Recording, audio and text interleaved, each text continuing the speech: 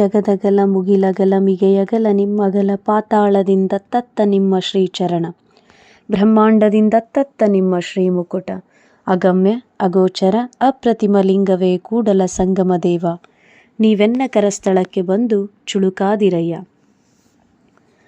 ಶರಣ ಬಸವಣ್ಣನವರು ಶಿವನ ಸ್ವರೂಪ ಅಗಾಧ ಶಕ್ತಿಯನ್ನು ತಮ್ಮ ಈ ವಚನದಲ್ಲಿ ಹಿಡಿದಿಟ್ಟಿದ್ದಾರೆ.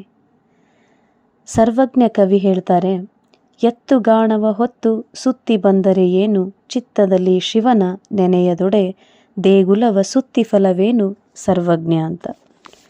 ಶಿವನ ನಾಮಸ್ಮರಣೆ ಸದಾ ನಮ್ಮ ಚಿತ್ತದಲ್ಲಿರಲಿ ಎಂಬ ಅವರ ಒಂದು ಭಕ್ತಿ ಪ್ರೀತಿಯನ್ನು ಸ್ಮರಿಸ್ತಾ, ದೇವರ ದೇವ ಮಹಾದೇವ ಜಗದೀಶ್ವರ ಅಭಯಂಕರ ಗಂಗಾಧರ ಆದಿದೇವ ಭಕ್ತವತ್ಸಲನಾದ ಆ ಶಿವನನ್ನು ಪ್ರೀತಿಯಿಂದ ಭಕ್ತಿಯಿಂದ ಆರಾಧಿಸುವ ಸ್ಮರಿಸುವ ಆತನಿಗೆ ಕೃತಜ್ಞತೆ ಸಲ್ಲಿಸುವ ಪುಣ್ಯ ದಿನವೇ ಈ ಮಹಾಶಿವರಾತ್ರಿ. ಈ ಶಿವರಾತ್ರಿಯ ಕುರಿತು ಶಿವಪುರಾಣ, ಲಿಂಗಪುರಾಣ, ಸ್ಕಂದ ಪುರಾಣಗಳಲ್ಲಿ ಅನೇಕ ಉಲ್ಲೇಖಗಳನ್ನು ನಾವು ಕಾಣಬಹುದು. ಶಿವರಾತ್ರಿಯ ಹಿನ್ನೆಲೆಯ ಕಥೆಗಳನ್ನು ನೋಡೋದಾದರೆ, ಸಮುದ್ರ ಮಥನದ ಕಾಲದಲ್ಲಿ, ಬೃಹತ್ ಕ್ಷೀರಸಾಗರ ಕಡಿಯಬೇಕಾದ ಸಮಯದಲ್ಲಿ ಕಾರ್ಕೋಟಕ ವಿಷ ಈ ಹಾಲಾಹಲವನ್ನು ಸ್ಮರಿಸುತ್ತದೆ. ಇದನ್ನು ತಡೆಯಲು ದೇವಾನುದೇವತೆಗಳು ಭಕ್ತರು ಜಗತ್ತಿನ ವಿನಾಶವನ್ನು ತಡೆಯೆಂದು ಭಗವಂತ ಶ್ರೀ ಪರಮಾತ್ಮನನ್ನು ಬೇಡಿಕೊಂಡಾಗ ಆತ ಹಿಂದೆ ಮುಂದೆ ನೋಡದೆ ಜಗರಕ್ಷಕನಾಗಿ ಆ ವಿಷವನ್ನು ಕುಡಿಯುತ್ತಾನೆ. ಕುಡಿಯುವಾಗ ತಾಯಿ ಮಹಾದೇವಿ ಅದನ್ನು ಗಂಟಲಲ್ಲಿ ತಡೆ ಹಿಡಿಯುತ್ತಾಳೆ. ಆಗ ನೀಲಕಂಠನಾಗಿ ಜಗತ್ತನ್ನು ಆತ ರಕ್ಷಿಸಿದನೆಂದು ಪ್ರತೀತಿ ಇದೆ. ಹಾಗಾಗಿಯೇ ಆತನನ್ನು ಸ್ಮರಿಸ್ತಾರೆ. ಆತನಿಗೆ ನಿದ್ರೆ ಹತ್ತಬಾರ್ದು ಅಂತ ಎಲ್ಲ ಜಗತ್ತಿನ ಜನರೆಲ್ಲ ಆ ದಿನ ಆತನನ್ನು ರಕ್ಷಿಸಿದ್ದಕ್ಕಾಗಿ ಕೃತಜ್ಞತೆ ಸಲ್ಲಿಸಬೇಕು ಅಂತಲೂ ಜಾಗರಣೆ ಮಾಡ್ತಾರೆ ಅನ್ನೋ ಒಂದು ಪ್ರತೀತಿ ಇದೆ. ಅದಕ್ಕೆ ಇದು ಮಹಾಶಿವರಾತ್ರಿ ಆಯಿತು ಅಂತ. ಶಿಶಿರ ಋತುವಿನ ಮಾಘ ಮಾಸದ ಕೃಷ್ಣ ಪಕ್ಷದ ಚತುರ್ದಶಿಯನ್ನು ಮಹಾಶಿವರಾತ್ರಿ ಅಂತ ಪೂಜಿಸ್ತಾರೆ. ಮತ್ತೊಂದು ಕಥೆಯನ್ನು ನೋಡೋದಾದರೆ, ದಕ್ಷನ ಮಗಳು ದಾಕ್ಷಾಯಿಣಿ ಶಿವನನ್ನು ವರಿಸಿದ ದಿನ ಅಂತ. ದಾಕ್ಷಾಯಿಣಿ ಶಿವನೇ ತನ್ನ ಗಂಡನಾಗಬೇಕೆಂದು ತಪಸ್ಸು ಮಾಡಿ ತಂದೆಯ ವಿರೋಧದ ಮಧ್ಯೆಯೂ ಶಿವನನ್ನು ವರಿಸಿದಳು. ಆ ಒಂದು ವಿವಾಹ ಮಹೋತ್ಸವದ ಪುಣ್ಯ ದಿನ ಈ ಮಹಾಶಿವರಾತ್ರಿ.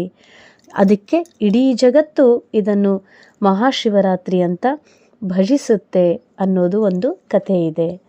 ಇನ್ನು ಭಗೀರಥ ತನ್ನ ಪೂರ್ವಜರಿಗೆ ಮೋಕ್ಷ ಕಲ್ಪಿಸಬೇಕು ಅಂತ ದೇವಲೋಕದಿಂದ ಗಂಗೆಯನ್ನು ಭೂಮಿಗೆ ತಂದಂಥ ಪುಣ್ಯ ದಿನ. ಈ ದಿನ ತಪಸ್ಸು ಮಾಡಿ ಗಂಗೆಯನ್ನು ಭೂಮಿಗೆ ತರಬೇಕಾದ್ರೆ ಗಂಗೆ ಹೇಳ್ತಾಳೆ, ಭೂಮಿಯಲ್ಲಿ ನನ್ನ ರಭಸಕ್ಕೆ ಎಲ್ಲವೂ ನಾಶವಾದರೆ ಹೇಗೆ, ಅದನ್ನು ತಡೆಯುವ ಶಕ್ತಿ ಯಾರಿಗಿದೆ, ಅದಕ್ಕೆ ವ್ಯವಸ್ಥೆ ಮಾಡಿಕೊಂಡ ಮೇಲೆ ನಾನು ಭೂಮಿಗೆ ಬರುತ್ತೇನೆ ಅಂತ ಆತನಿಗೆ ತಿಳಿಸ್ತಾಳೆ.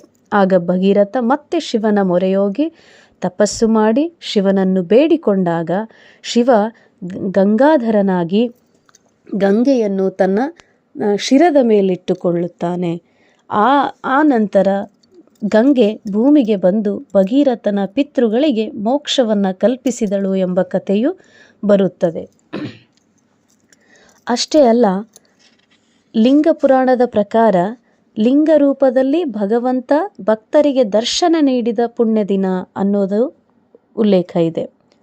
ಶಿವನ ಆದಿ ಮತ್ತು ಅಂತ್ಯವನ್ನು ಹುಡುಕ್ಲಿಕ್ಕೆ ಹೊರಟ ಬ್ರಹ್ಮ ಮತ್ತು ವಿಷ್ಣುವಿಗೆ ಶಿವರಾತ್ರಿಯಂದೇ ಶಿವ ಜ್ಯೋತಿರ್ಲಿಂಗ ರೂಪದಲ್ಲಿ ದರ್ಶನ ಕೊಟ್ಟು ಆತನ ಲಿಂಗ ರೂಪದ ಒಂದು ದರ್ಶನ ಭಕ್ತರಿಗೆ ನೀಡಿದ ಪುಣ್ಯ ದಿನ. ಹಾಗಾಗಿ ಲಿಂಗ ಪುರಾಣದಲ್ಲಿ ಇದು ಮಹಾಶಿವರಾತ್ರಿ ಆಯಿತು ಅನ್ನೋ ಉಲ್ಲೇಖ ಇದೆ.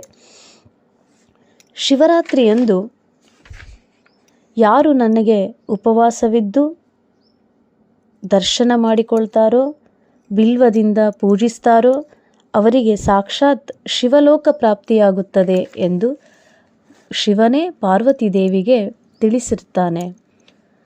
ಸ್ಕಂದ ಪುರಾಣದ ಪ್ರಕಾರ ಆ ದಿನ ಕಲ್ಮಶವಿಲ್ಲದ ಶುಭ್ರವಾದ ಧ್ಯಾನ ಸಾಧನೆಗೆ ಶ್ರೇಷ್ಠವಾದ ರಾತ್ರಿಯಾಗಿರುತ್ತದೆ.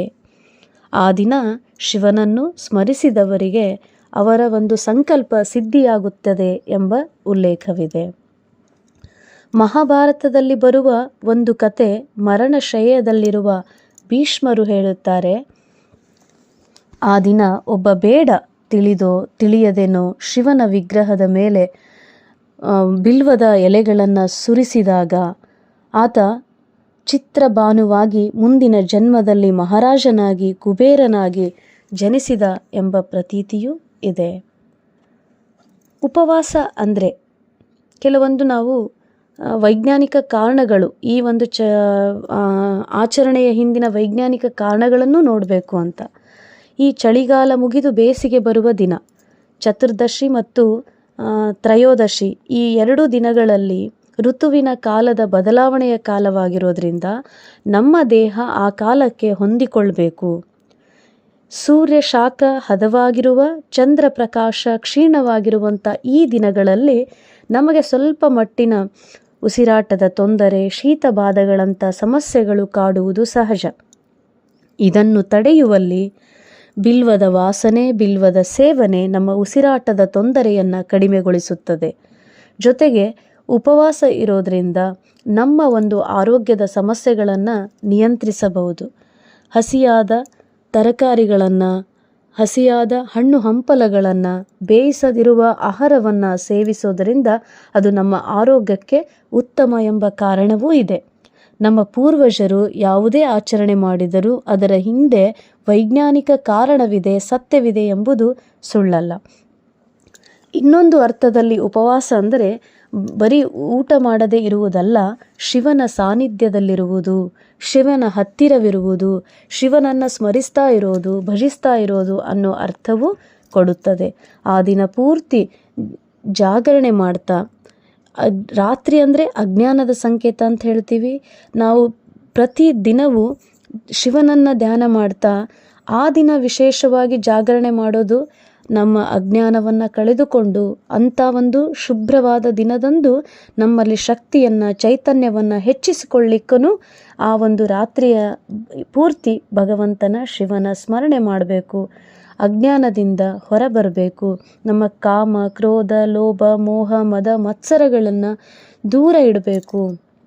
ಶಿವನ ಧ್ಯಾನದಲ್ಲಿದ್ದಾಗ, ಉಪವಾಸದಲ್ಲಿದ್ದಾಗ ಅವು ಯಾವೂ ನಮ್ಮ ಹತ್ತಿರ ಸುಳಿಯುವುದಿಲ್ಲ ಅನ್ನೋ ಕಾರಣಕ್ಕೆ ರಾತ್ರಿ ಇಡೀ ಜಾಗರಣೆ ಮಾಡಿ ಜಾಗೃತರಾಗಿ ನಮ್ಮಲ್ಲಿ ಅಂತಃಶಕ್ತಿಯನ್ನು ಹೆಚ್ಚಿಸಿಕೊಂಡು, ಆಧ್ಯಾತ್ಮಿಕ ಶಕ್ತಿಯನ್ನು ಹೆಚ್ಚಿಸಿಕೊಂಡು ಜೀವನವನ್ನು ಪರಿಪೂರ್ಣಗೊಳಿಸಿಕೊಳ್ಳುವ ಕಡೆ ಸಾಗಬೇಕೆಂಬ ಒಂದು ಜಾಗೃತಿಯ ಸಂಕೇತವೂ ಈ ಮಹಾಶಿವರಾತ್ರಿಯಾಗಿದೆ.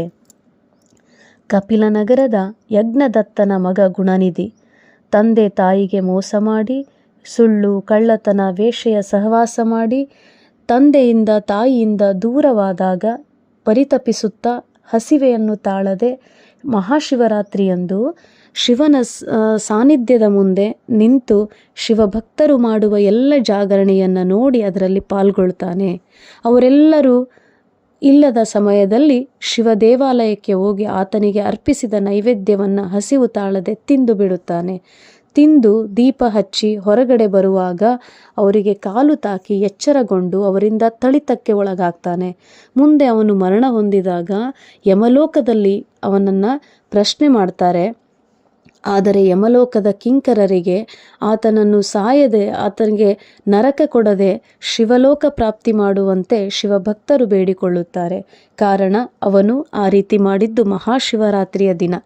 ತಿಳಿಯದೋ ತಿಳಿಯದೆ ಹಿಂದಿನ ಜನ್ಮದಲ್ಲಿ ಅವನು ಹಿಂದೆ ಮಾಡಿರುವ ಎಲ್ಲ ಪಾಪಗಳನ್ನು ಮಹಾಶಿವರಾತ್ರಿಯಂದು ಶಿವನ ದರ್ಶನ ಮಾಡಿದ್ದಾನೆ, ಶಿವನ ಪ್ರಸಾದ ಸ್ವೀಕರಿಸಿದ್ದಾನೆ.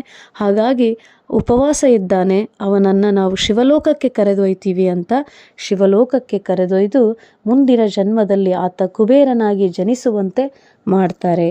ಆದ್ದರಿಂದ ಶಿವರಾತ್ರಿಯಂದು ಯಾರು ಉಪವಾಸ ಇರ್ತಾರೋ, ಯಾರು ಚಿತ್ತದಲ್ಲಿ ಶಿವನನ್ನು ಧ್ಯಾನಿಸ್ತಾರೋ, ಆತನನ್ನು ಭಕ್ತಿಯಿಂದ ಭಜಿಸ್ತಾರೋ ಅವರ ಸಂಕಲ್ಪಗಳೆಲ್ಲ ಈಡೇರುತ್ತವೆ, ಅವರ ಪಾಪಕರ್ಮಗಳೆಲ್ಲ ದೂರವಾಗುತ್ತವೆ ಎಂಬ ನಂಬಿಕೆ ನಮ್ಮ ಪೂರ್ವಜರದು.